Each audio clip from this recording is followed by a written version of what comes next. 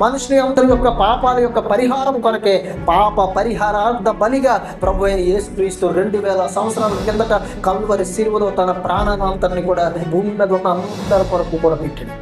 పాత నిబంధనలో ఎవరైనా పాపం చేస్తే ఒక గొర్రెనో మేకనో పట్టుకెళ్ళి వారి కొరకు, వారి కుటుంబం కొరకు ఆ గొర్రెనో మేకను బలేస్తే పాపాలు ఏం చేయబడేవంటే క్షమించబడేవి.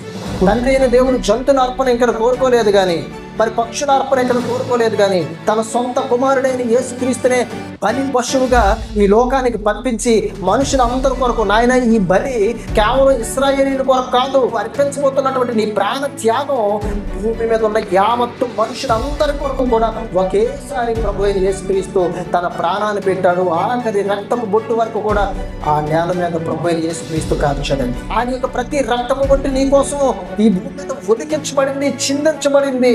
ఆయన ప్రాణం పెడితేనే తప్ప ఈరోజు మనకు రక్షణ రాలేదు.